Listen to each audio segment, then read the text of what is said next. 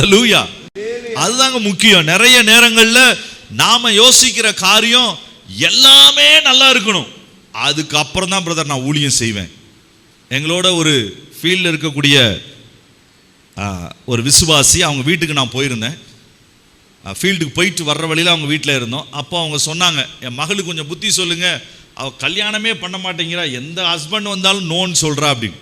இப்போ நான் அவர்கிட்ட கேட்டேன், பாப்பா உனக்கு எந்த மாதிரியான ஹஸ்பண்ட் வேணும், சரி நம்ம பாசிட்டிவாக கேட்போம் அப்படின்னு சொல்லி உடனே அவள் ஒரே ஒரு பதில் தான் சொன்னான். அதுக்கப்புறம் நான் கேள்வியே கேட்க முடியல. என்ன தெரியுமா சொன்னான்? அங்கிள் எனக்கு அப்படி படித்தவன் அழகானவன் இதெல்லாம் எதுவுமே வேண்டாம், இப்படி இருக்கணும் அப்படி இருக்கணும். நான் ரொம்ப சந்தோஷப்பட்டேன், பரவாயில்லையே இவ்வளவு தெரிஞ்சிருக்காள, இயேசு மாதிரி ஒரு ஆள் இருந்தால் போதும் அப்படின்ட்டு போயிட்டான். யார் மாதிரி வேணும்? அழகா வேண்டாம், அறிவு வேண்டாம், எதுவுமே வேண்டாம், ஆனால் யார மாதிரி தான் வேணுமா? இயேசு மாதிரி ஒரு ஆள் வேணுன்ட்டு அவள். நான் அவங்க அம்மாட்ட கேட்டேன், என்ன இப்படி சொல்கிறா? இதே தான் எங்கிட்டையும் சொல்கிறா, இயேசு மாதிரி ஒரு ஆள். அப்போ நான் சொன்னேன், நீ இயேசு வர்றதுக்காக வெயிட் பண்ணு, உனக்கு ஆவிக்குரிய திருமணமும் அங்கேயே நடந்துடும், உன்னை கர்த்தரே கூட்டிகிட்டு போயிடுவார். அம்மா இயேசு மாதிரியான ஒரு மனைவியை, இயேசு மாதிரியான ஒரு கணவனை நீ கண்டுபிடிக்க இந்த பூமியில் மிக மிக கடினம், அது வாய்ப்புகள் மிக குறைவு. அது இயேசு வரும்போது தான் நடக்கும். அதனால் இப்போ உனக்கு கணவனாக வர்றவனுக்கு, அப்போ அங்கிள் எனக்கு கிடைக்காத, ஆண்டவர் என் ஜெபத்தை கேட்க மாட்டாரா? இல்லை இல்லை, உன் ஜெபத்தை கட்டாயம் கேட்பார். அதனால் நீ என்ன செய்யி, உனக்கு வரக்கூடிய கணவனுக்கு இயேசு மாதிரி மனைவியாக நீ மாறிடு. அவள் பார்த்தா இதுக்கு மேலே நம்ம ஒன்றும் கேட்க முடியாது. உனக்கு இயேசு மாதிரி கணவன் வரணும்னா நீ எப்படி இருக்கணும்? இயேசு மாதிரி மனைவியாக நீ மாறிட்டேன்னா கர்த்தருக்கு ஸ்தோத்திரம். ஒரு 3-4 மாதத்தில் இப்போ மேரேஜ் ஃபிக்ஸ் ஆகிடுச்சு. அல்லேலூயா. இனிமே தான் நான் போய் பார்க்கணும் அவன் இயேசு மாதிரியா அப்படின்னு தெரியல.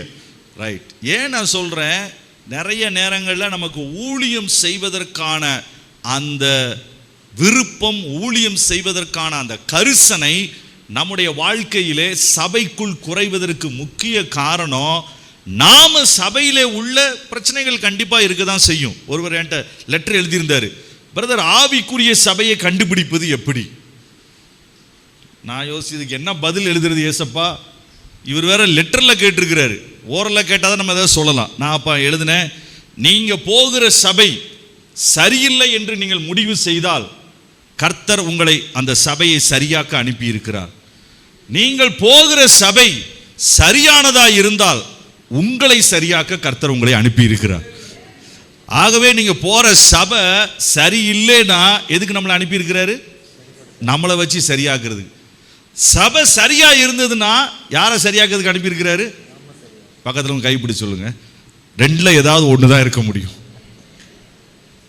கரெக்ட் தானே? அல்லேலூயா.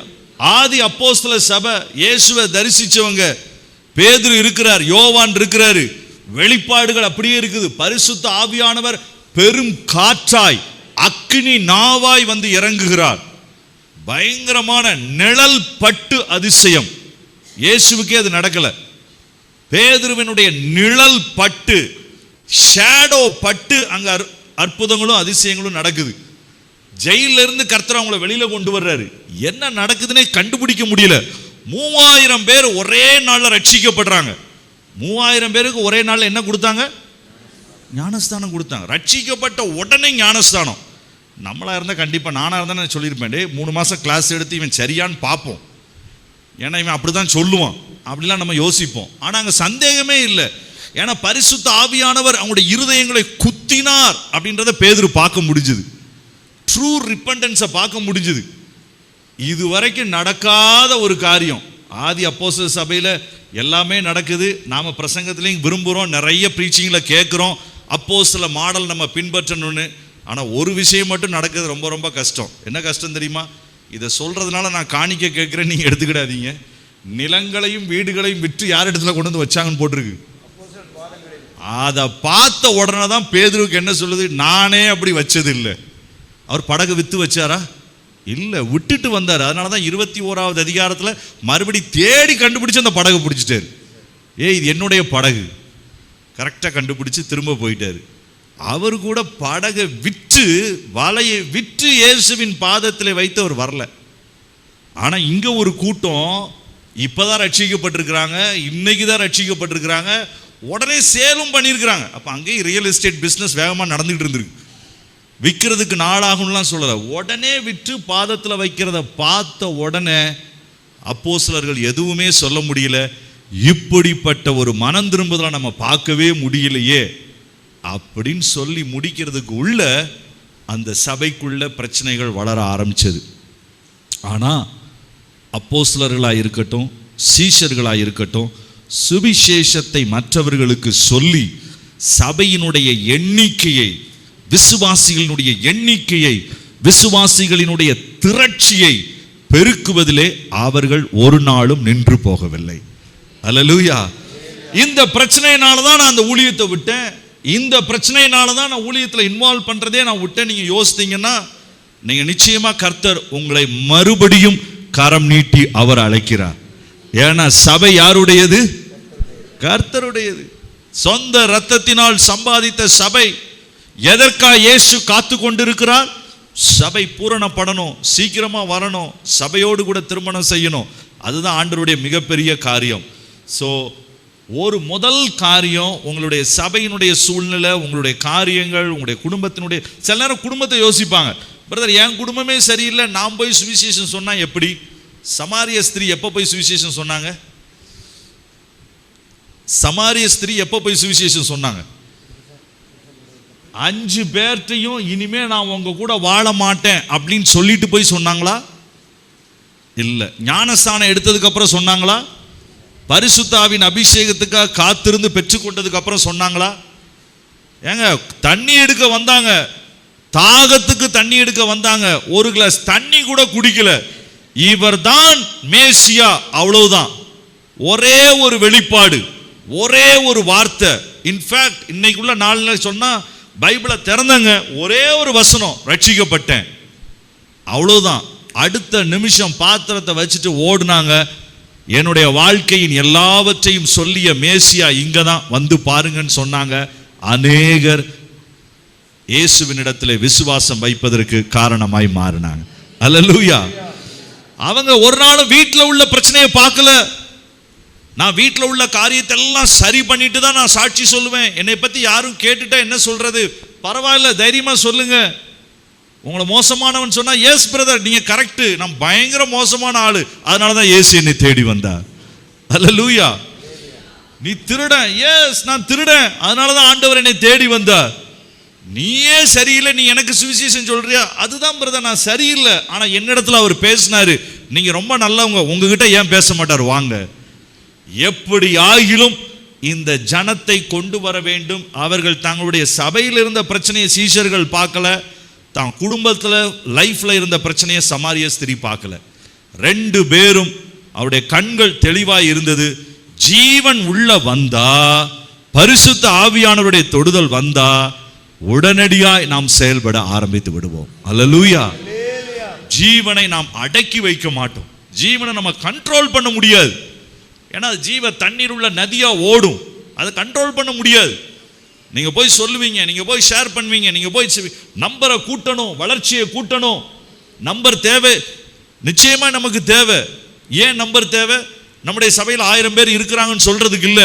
நாகர்கோயில இன்னும் 1000க்கு மேல ரட்சிக்கப்படாம இருக்கிறாங்க. இந்தியாவில் இன்னும் நிறைய பேர் ரட்சிக்கப்படாம இருக்கிறாங்க. அதனால என்னுடைய சபைக்கு நிறைய பேர் வரணும். அல்லேலூயா. எங்களுடைய சபை பெரிய சபைன்னு சொல்றதுக்கு இல்ல, பெரிய கூட்டம் இன்னும் வெளியில நிக்குது. அதனாலதான் ஒவ்வொரு திருவிருந்துலையும் ஆங்கிலிக்கன் சர்ச்சில் சொல்லுவாங்க, என்ன மீதி இருக்குது? அப்பமும் திராட்சை ரசமும் இன்னும் மீதி இருக்குது, நாம போய் சுவிசேஷத்தை சொல்லி கூட்டிட்டு வருவோம். ஆனா பெரும்பாலும் யாரையும் கூட்டிட்டு வர்றதில்லை. So what's happen? இந்த முக்கியமான காரியம், ஒன்று நான் வெளியில இருக்கிற பிரச்சனையை பார்க்கிறேன், அல்லது என்னில இருக்கிற பிரச்சனையை பார்க்கிறேன், குடும்பத்தில் இருக்கிற பிரச்சனையை பார்க்கிறேன், அது என்னை உட்கார வைத்து விட்டது. இல்லை, அது என்னை உணர வைக்க வேண்டும், அது என்னை உலகிற்கு இயேசுவை காண்பிக்க வேண்டும்.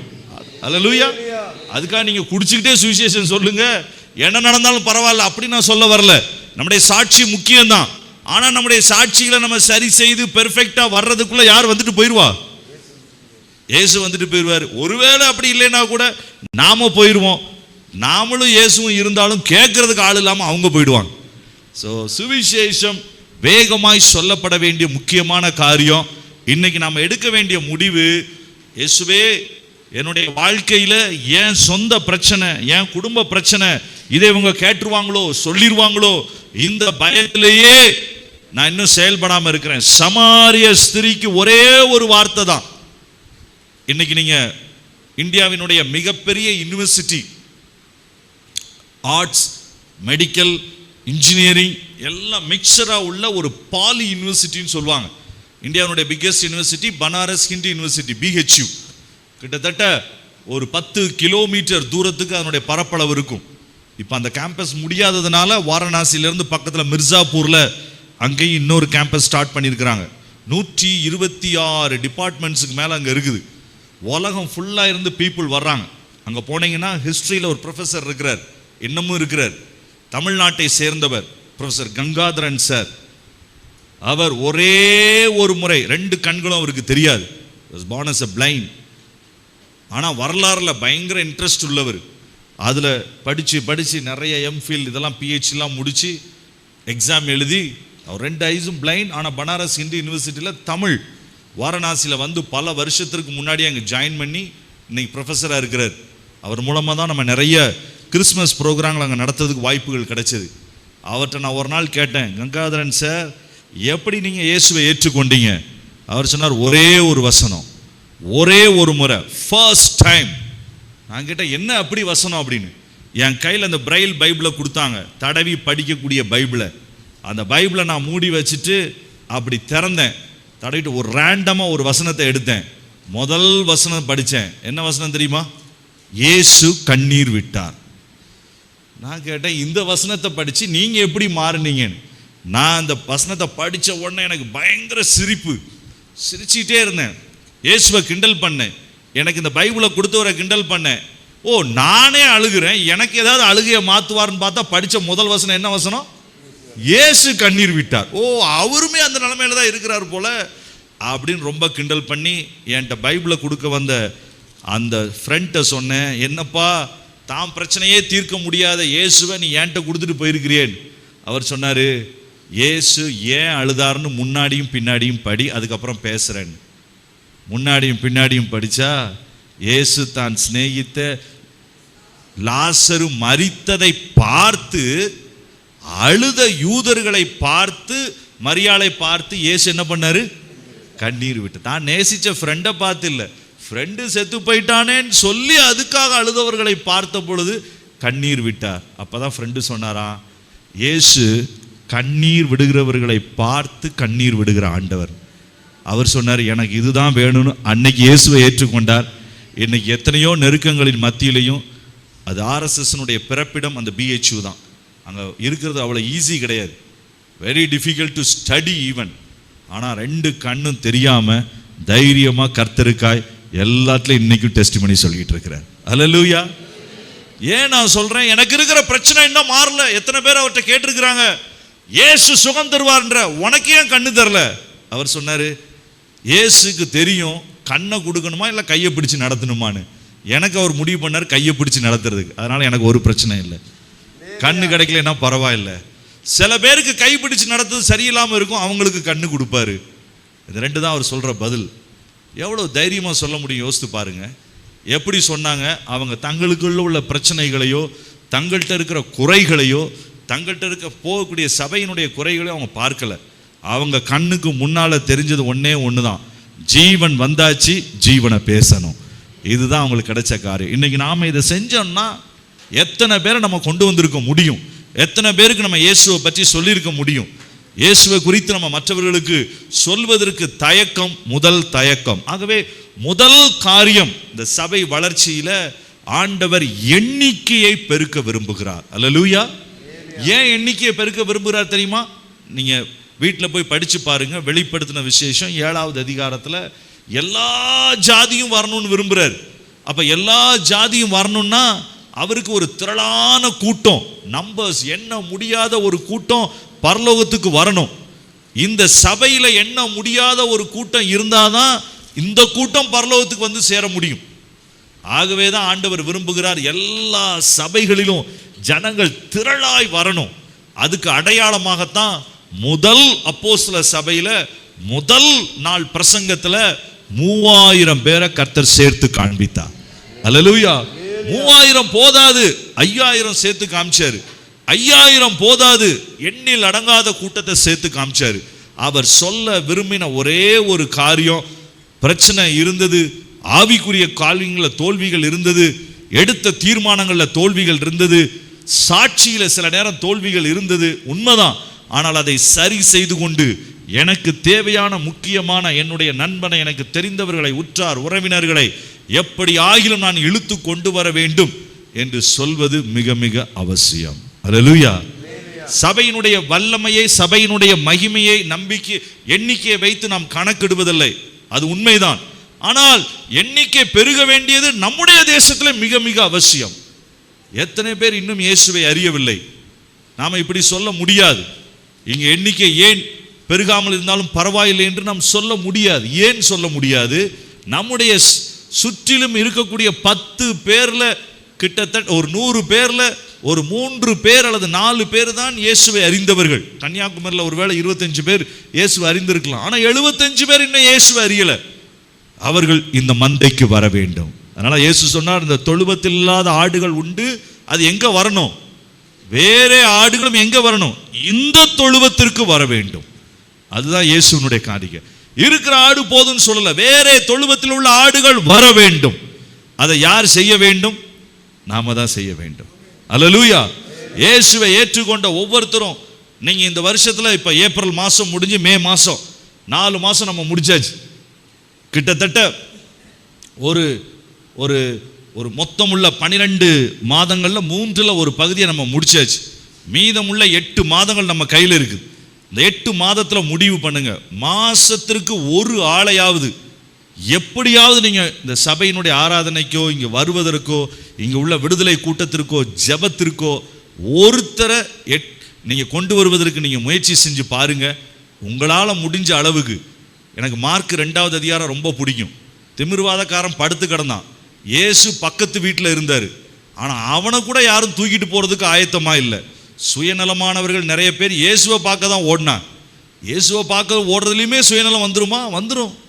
ஏன்னா இங்கே யார் கிடக்கிற, ஒருத்தன் படுத்து கிடக்கிறான்.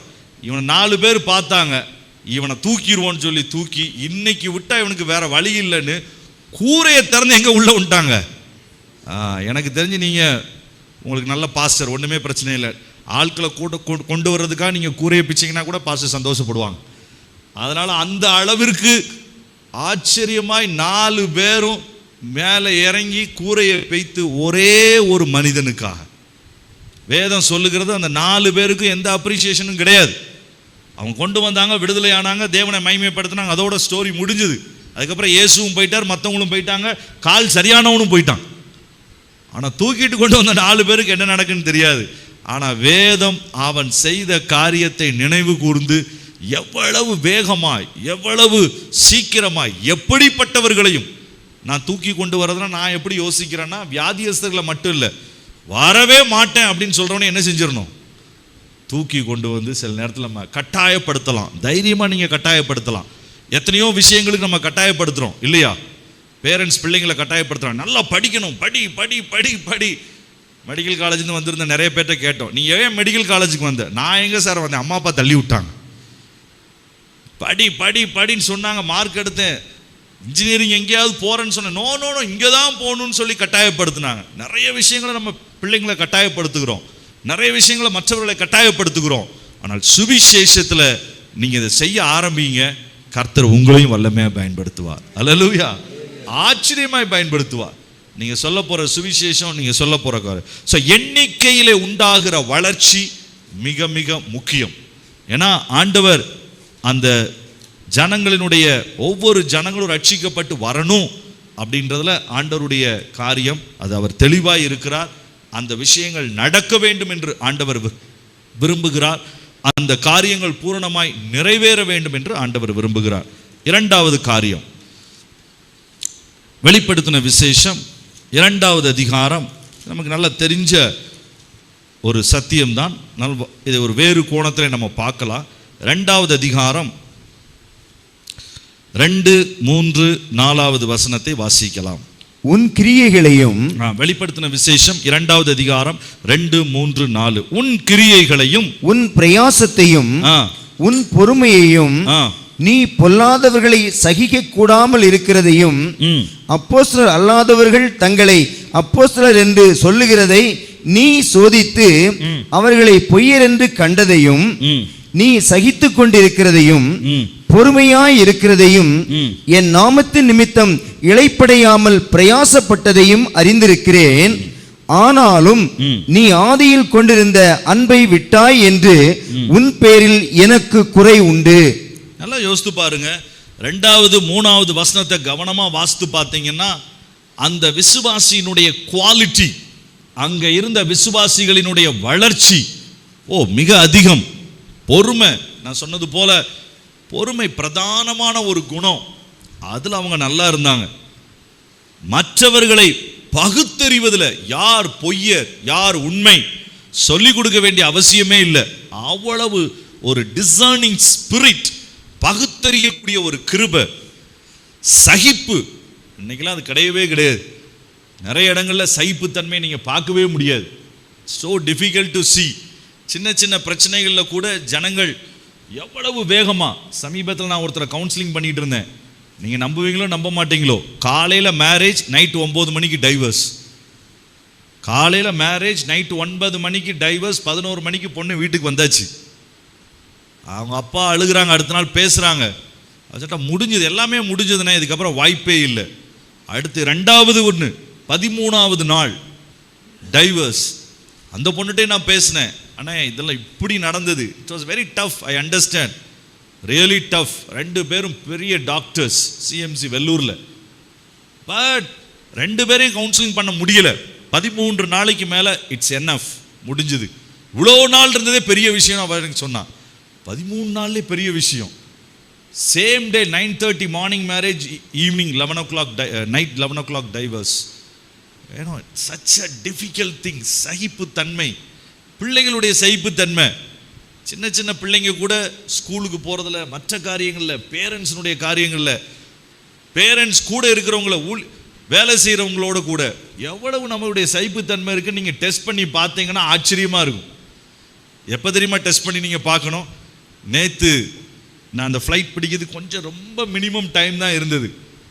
ஆனால் நான் வரும்போது போர்டிங் பாஸை நான் வச்சிட்டு இருக்கும்போது அந்த போலீஸ் இன்னொரு போலீஸ்கிட்ட ஃப்ரீயாக பேசிகிட்டு இருந்தார், ஜாலியாக என்னை நிற்க வச்சார். கையை நீட்டுங்கன்னாரு. கையை நீட்டினதுக்கப்புறம் அவர்கிட்ட நல்லா பேசிகிட்டு இருந்தார்.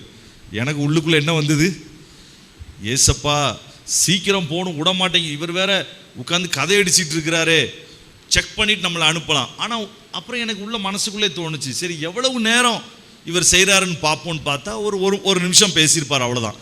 ஆனால் எனக்கு கண்ணில் பட்டது எப்படி தெரியுமா, ஏதோ 1 மணி நேரம் அவர் லேட் பண்ணுற மாதிரி நமக்கு தெரிஞ்சுது.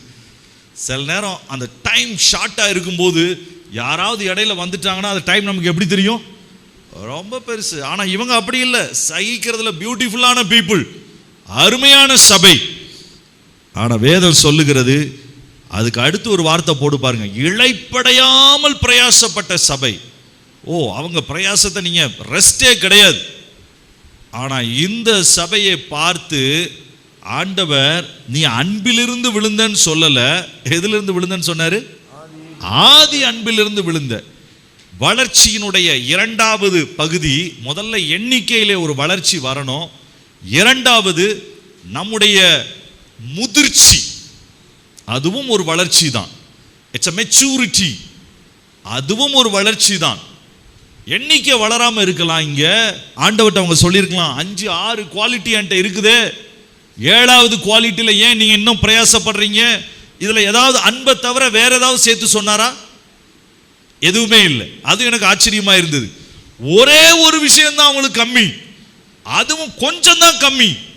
ஆனா ஆண்டவர் சொல்றார், அந்த முதிர்ச்சியை நான் எதிர்பார்க்கிறேன், ஏன்னா அதுவும் ஒரு வளர்ச்சி. எண்ணிக்கையில வளர்றது மட்டும் என்னுடைய வளர்ச்சி அல்ல. இந்த வருஷத்துல உங்க லைஃப்ல நீங்க எந்த காரியத்துல முதிர்ச்சியை நோக்கி போகணும். 6 விஷயங்கள்ல கரெக்டா இருக்கிறாங்க இந்த சபை. கிட்டத்தட்ட ஒரே ஒரு விஷயத்துல தான் கம்மியா இருக்கிறாங்க. 8வது விஷயம் ஆண்டவர் வேற எதுவும் சொல்லல. ரொம்ப அழகா சொல்றாரு, நிக்கோலாய் மதஸ்தரனுடைய கிரியை நீயும் வெறுக்கிறாய், இதுவும் உன்னிடத்துல இருக்குது. அதெல்லாம் மறுபடியும் அப்ரிஷியேட் பண்றாரு. ஆனா இடையில உள்ள ஒரே ஒரு குவாலிட்டியில கொஞ்சம் கம்மியா இருக்கிறத ஆண்டவரால முடியல. அதனாலதான் ஆண்டவர் சொல்றாரு இல்ல. ஏன் ஆண்டவர் அதை விரும்பினார் தெரியுமா?